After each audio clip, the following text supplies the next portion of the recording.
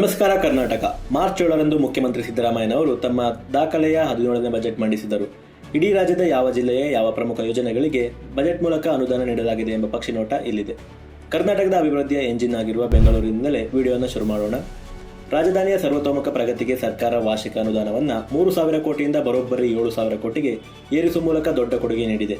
ನಗರದ ಟ್ರಾಫಿಕ್ ಸಮಸ್ಯೆಯನ್ನು ಮುಕ್ತ ಮಾಡಲು 30,000 ಕೋಟಿ ವೆಚ್ಚದ ಬೃಹತ್ ಟನಲ್ ರೋಡ್ ಯೋಜನೆಗೆ ಅನುಮೋದನೆ ಸಿಕ್ಕಿದ್ದು, ಇದರ ಭಾಗವಾಗಿ ಹೆಬ್ಬಾಳ ಜಂಕ್ಷನ್ನಿಂದ ಮೇಕ್ರಿ ಸರ್ಕಲ್ನವರೆಗೆ 2,250 ಕೋಟಿ ವೆಚ್ಚದಲ್ಲಿ ಸುರಂಗ ರಸ್ತೆ ನಿರ್ಮಾಣವಾಗಲಿದೆ.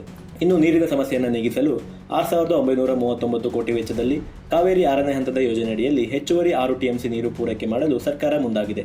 ಒಟ್ಟಾರೆಯಾಗಿ ನಗರದ ಬೃಹತ್ ಮೂಲಸೌಕರ್ಯ ಯೋಜನೆಗಳಿಗೆ 7,000 ಕೋಟಿ ಮೀಸಲಿಡುವ ಮೂಲಕ ಸಿಲಿಕಾನ್ ಸಿಟಿಯನ್ನು ಜಾಗತಿಕ ಮಟ್ಟದ ನಗರವನ್ನಾಗಿ ಮಾಡುವ ಭರವಸೆ ನೀಡಲಾಗಿದೆ. ಬೆಂಗಳೂರು ಗ್ರಾಮಾಂತರ ಜಿಲ್ಲೆಯ ದೇವನಹಳ್ಳಿ ಭಾಗದಲ್ಲಿ ಅತ್ಯಾಧುನಿಕ ಕೈಗಾರಿಕಾ ಪಾರ್ಕ್ ಮತ್ತು ಐಟಿ ಹಬ್ಗಳ ಸ್ಥಾಪನೆಗೆ ಅನುಮೋದನೆ ನೀಡಲಾಗಿದೆ. ಬೀದರ್ ಜಿಲ್ಲೆಯ ಬಸವಕಲ್ಯಾಣದಲ್ಲಿ ನವೀನ ಮಿನಿ ವಿಧಾನಸೌಧ ನಿರ್ಮಾಣಕ್ಕಾಗಿ 25 ಎಕರೆ ಜಮೀನನ್ನು ನೀಡಲಾಗಿದೆ. ಇದರೊಂದಿಗೆ ಬೀದರ್ ಮಹಾನಗರ ಪಾಲಿಕೆ ಅಭಿವೃದ್ಧಿಗೆ 200 ಕೋಟಿ, ಪಶುವೈದ್ಯಕೀಯ ಪಾಲಿಕ್ಲಿನಿಕ್ ಸ್ಥಾಪನೆಗೆ 24 ಕೋಟಿ ನೀಡಲಾಗಿದೆ. ಕಲಬುರಗಿಯಲ್ಲಿ ಮುಖ್ಯವಾಗಿ 135 ಕಿಲೋಮೀಟರ್ ಉದ್ದದ ವಾಗದಾರಿ ರಿಪ್ಪನ್ಪಲ್ಲಿ ರಸ್ತೆ ಅಭಿವೃದ್ಧಿಗೆ ಚಾಲನೆ ನೀಡಲಾಗಿದ್ದು, ಪಿಎಂ ಮಿತ್ರ ಮೆಗಾ ಜವಳಿ ಪಾರ್ಕ್ ಹಾಗೂ ಸಿಲ್ಕ್ ಪಾರ್ಕ್ ಇದರೊಂದಿಗೆ 16 ಕೋಟಿ ವೆಚ್ಚದಲ್ಲಿ ಪ್ರೆಸ್ ಕ್ಲಬ್ ಹಾಗೂ ವರ್ಕಿಂಗ್ ವುಮೆನ್ ಹಾಸ್ಟೆಲ್ ನಿರ್ಮಾಣ ಮತ್ತು 18 ಕೋಟಿ ವೆಚ್ಚದಲ್ಲಿ ಸುಸಜ್ಜಿತ ವಸತಿ ಗೃಹದೊಂದಿಗೆ ಪ್ರಥಮ ದರ್ಜೆ ಕಾಲೇಜನ್ನು ನಿರ್ಮಿಸಲಾಗುತ್ತಿದೆ.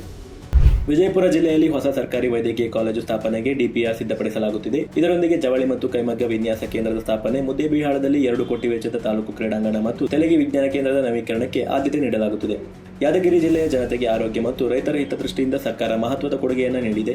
ಜಿಲ್ಲೆಯಲ್ಲಿ 100 ಕೋಟಿ ವೆಚ್ಚದಲ್ಲಿ ಸುಸಜ್ಜಿತ ಸೂಪರ್ ಸ್ಪೆಷಾಲಿಟಿ ಹಾಸ್ಪಿಟಲ್ ಮತ್ತು ಮಾದವರ ತಾಲೂಕಿನ ಕೆರೆಗಳನ್ನು ತುಂಬಿಸಲು 15 ಕೋಟಿ ವೆಚ್ಚದ ಬೃಹತ್ ಯೋಜನೆಯನ್ನು ಹಮ್ಮಿಕೊಳ್ಳಲಾಗಿದೆ. ಬೆಳಗಾವಿ ಜಿಲ್ಲೆಯ ಕಿತ್ತೂರು ಚೆನ್ನಮ್ಮ ಸೈನಿಕ ಶಾಲೆಯ ಅಭಿವೃದ್ಧಿಗೆ ವಿಶೇಷ ಅನುದಾನವನ್ನು ನೀಡಲಾಗಿದ್ದು, ಸುವರ್ಣಸೌಧದ ಸುತ್ತಮುತ್ತಲಿನ ಮೂಲಸೌಕರ್ಯಗಳನ್ನು ವೃದ್ಧಿಪಡಿಸಲು 10 ಕೋಟಿ ನೀಡಲಾಗುತ್ತಿದೆ. ಬಾಗಲಕೋಟೆ ಜಿಲ್ಲೆಯಲ್ಲಿ ಹೊಸ ವೈದ್ಯಕೀಯ ಕಾಲೇಜು ಹಾಗೂ ಗುಳೇದಗುಡ್ಡ ತಾಲೂಕಿನ ಕ್ರೀಡಾಂಗಣಕ್ಕೆ 2 ಕೋಟಿಯನ್ನು ನೀಡಲಾಗುತ್ತಿದೆ. ರಾಯಚೂರಿನಲ್ಲಿ 10 ಕೋಟಿ ವೆಚ್ಚದ ತುರ್ತು ಚಿಕಿತ್ಸಾ ಕೇಂದ್ರ ಹಾಗೂ ಮಹಾತ್ಮ ಗಾಂಧಿ ನಗರ ವಿಕಾಸ ಯೋಜನೆ ಅಡಿಯಲ್ಲಿ 200 ಕೋಟಿಯನ್ನು ನೀಡಲಾಗುತ್ತಿದೆ. ಶೈಕ್ಷಣಿಕ ಮತ್ತು ತಾಂತ್ರಿಕ ಪ್ರಗತಿಗಾಗಿ ಧಾರವಾಡದಲ್ಲಿ 100 ಕೋಟಿ ವೆಚ್ಚದಲ್ಲಿ ಡಿಜಿಟಲ್ ಗ್ರಂಥಾಲಯ ಹಾಗೂ ಕೃಷಿ ವಿಶ್ವವಿದ್ಯಾಲಯದಲ್ಲಿ ಸುಧಾರಿತ ತಂತ್ರಜ್ಞಾನ ಕೇಂದ್ರ ಸ್ಥಾಪಿಸಲಾಗುತ್ತಿದೆ. ಗದಗ ಜಿಲ್ಲೆಯ ಮಂಡರಗಿ ತಾಲೂಕಿನ ಕಡಂಬಳದಲ್ಲಿ ಹೊಸ ತೋಟಗಾರಿಕೆ ಕಾಲೇಜು ಸ್ಥಾಪನೆಗೆ ನಿರ್ಧರಿಸಲಾಗುತ್ತಿದೆ.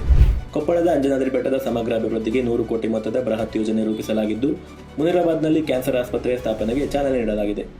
ಉತ್ತರ ಕನ್ನಡ ಜಿಲ್ಲೆಯ ಕಾರವಾರದಲ್ಲಿ 100 ಕೋಟಿ ವೆಚ್ಚದಲ್ಲಿ ಮಲ್ಟಿ ಸ್ಪೆಷಾಲಿಟಿ ಹಾಸ್ಪಿಟಲ್ ನಿರ್ಮಾಣಕ್ಕೆ ಹಾಗೂ ಪ್ರವಾಸೋದ್ಯಮಕ್ಕೆ ಪೂರಕವಾಗುವಂತೆ ಜಿಲ್ಲೆಯ ಪ್ರಮುಖ ರಸ್ತೆಗಳನ್ನು ಅಭಿವೃದ್ಧಿಪಡಿಸಲು ಆದ್ಯತೆ ನೀಡಲಾಗಿದೆ.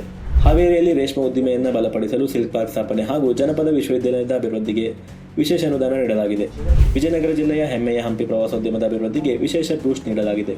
ಬಳ್ಳಾರಿಯಲ್ಲಿ ಉದ್ಯೋಗಾವಕಾಶ ಹೆಚ್ಚಿಸಲು ಹೊಸ ಜೀನ್ಸ್ ಪಾರ್ಕ್ ಸ್ಥಾಪನೆ ಮತ್ತು ಕೈಗಾರಿಕಾ ಕಾರಿಡಾರ್ಗಳಿಗೆ ಹೆಚ್ಚಿನ ಒತ್ತು ನೀಡಲಾಗಿದೆ.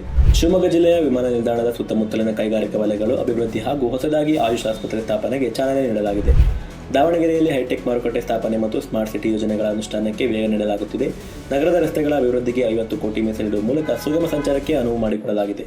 ಚಿತ್ರದುರ್ಗದ ಮೆಡಿಕಲ್ ಕಾಲೇಜು ಕಾಮಗಾರಿಯನ್ನು ಶೀಘ್ರವಾಗಿ ಪೂರ್ಣಗೊಳಿಸಲು ಕ್ರಮ ಕೈಗೊಳ್ಳಲಾಗಿದೆ. ಉಡುಪಿ ಜಿಲ್ಲೆ ಬೆಂಗಳೂರಿನಲ್ಲಿ ಸೀ ಫುಡ್ ಪಾರ್ಕ್ ಮತ್ತು ಮೀನುಗಾರರ ಬೋಟ್ ಸ್ಲಿಪ್ ವೇ ನಿರ್ಮಾಣಕ್ಕೆ ಮುಂದಾಗಿದೆ. ಕಾಫಿನಾಡು ಚಿಕ್ಕಮಗಳೂರಿನಲ್ಲಿ ಕಾಫಿ ಪ್ರವಾಸೋದ್ಯಮ ಹಾಗೂ ಗಿರಿಧಾಮಗಳ ರಸ್ತೆ ಅಭಿವೃದ್ಧಿಗೆ ಆದ್ಯತೆ ನೀಡಲಾಗಿದೆ. ತುಮಕೂರು ಜಿಲ್ಲೆಯ HAL ಘಟಕದ ವಿಸ್ತರಣೆ ಹಾಗೂ ಹೊಸ ಕೈಗಾರಿಕೆ ಟೌನ್ಶಿಪ್ ಸ್ಥಾಪನೆಗೆ ಕ್ರಮ ಕೈಗೊಳ್ಳಲಾಗಿದೆ. ಚಿಕ್ಕಬಳ್ಳಾಪುರ ಜಿಲ್ಲೆಯ HN ವ್ಯಾಲಿ 2ನೇ ಹಂತದ ನೀರಾವರಿ ಯೋಜನೆಗೆ ಚಾಲನೆ ನೀಡಲಾಗಿದ್ದು, ನಗರದ ಅಭಿವೃದ್ಧಿಗೆ ವಿಶೇಷ ಪ್ಯಾಕೇಜ್ ಘೋಷಿಸಲಾಗಿದೆ. ಮಂಗಳೂರಿನಲ್ಲಿ ಹೊಸ ಐಟಿ ಪಾರ್ಕ್ ಮತ್ತು ಬಂದರು ಅಭಿವೃದ್ಧಿಯ ಕಾಮಗಾರಿಗೆ ವೇಗ ನೀಡಲಾಗಿದೆ. ಹಾಸನ ವಿಮಾನ ನಿಲ್ದಾಣದ ಕಾಮಗಾರಿ ಪೂರ್ಣಗೊಳಿಸಲು ಅಗತ್ಯ ಅನುದಾನ ಒದಗಿಸಲಾಗಿದ್ದು, ನಗರದ ರಸ್ತೆ ಮತ್ತು ಒಳಚರಂಡಿ ವ್ಯವಸ್ಥೆಯನ್ನು ಸುಧಾರಿಸಲಾಗುತ್ತಿದೆ. ಸಕ್ಕರೆ ನಾಡು ಮಂಡ್ಯದಲ್ಲಿ ಮೈ ಶುಗರ್ ಕಾರ್ಖಾನೆ ಆಧುನೀಕರಣಕ್ಕೆ ಚಾಲನೆ ನೀಡಲಾಗಿದ್ದು, KRS ಪ್ರವಾಸಿ ತಾಣದ ಅಭಿವೃದ್ಧಿಗೆ ಯೋಜನೆ ರೂಪಿಸಲಾಗಿದೆ. ಚಿನ್ನದ ನಾಡು ಕೋಲಾರದಲ್ಲಿ ಟೊಮೆಟೊ ಸಂಸ್ಕರಣಾ ಘಟಕ ಹಾಗೂ ಕೈಗಾರಿಕಾ ಮೂಲಸೌಕರ್ಯ ಅಭಿವೃದ್ಧಿಗೆ ಆದ್ಯತೆ ನೀಡಲಾಗಿದೆ. ಕೊಡಗಿನ ಪ್ರವಾಸೋದ್ಯಮ ಮತ್ತು ಕಾಫಿ ಬೆಳೆಗಾರರ ಸಮಸ್ಯೆಗಳಿಗೆ ಸೂಕ್ತ ಪರಿಹಾರ ನೀಡಲು ಕ್ರಮ ಕೈಗೊಳ್ಳಲಾಗಿದೆ. ಮೈಸೂರನ್ನು ಪ್ರಮುಖ ಪ್ರವಾಸೋದ್ಯಮ ಹಬ್ ಆಗಿ ಅಭಿವೃದ್ಧಿಪಡಿಸಲು ಹಾಗೂ ಫಿಲ್ಮ್ ಸಿಟಿ ಮತ್ತು ಮ್ಯೂಸಿಯಂ ಯೋಜನೆಗಳಿಗೆ ವೇಗ ನೀಡಲಾಗುತ್ತಿದೆ. ರಾಮನಗರದ ಹಾನೂರು ಭಾಗದ ಕುಡಿಯುವ ನೀರಿನ ಸಮಸ್ಯೆ ನೀಗಿಸಲು 490 ಕೋಟಿ ಮೊತ್ತದ ಬೃಹತ್ ಯೋಜನೆಯನ್ನು ಘೋಷಿಸಲಾಗಿದೆ. ನೋಡಿದ್ರಲ್ಲ, ಇದು ಮುಖ್ಯಮಂತ್ರಿ ಸಿದ್ದರಾಮಯ್ಯನವರು ಮಂಡಿಸಿದ 17ನೇ ಬಜೆಟ್ನ ಜಿಲ್ಲಾವಾರು ಹಂಚಿಕೆಯ ಒಂದು ಚಿತ್ರಣ. ಹೆಚ್ಚಿನ ವಿಡಿಯೋಗಾಗಿ ಕನ್ನಡ ಪ್ಲಾನೆಟ್ ಯೂಟ್ಯೂಬ್ ಚಾನಲ್ ಅನ್ನು ಸಬ್ಸ್ಕ್ರೈಬ್ ಮಾಡಿ. ಧನ್ಯವಾದಗಳು.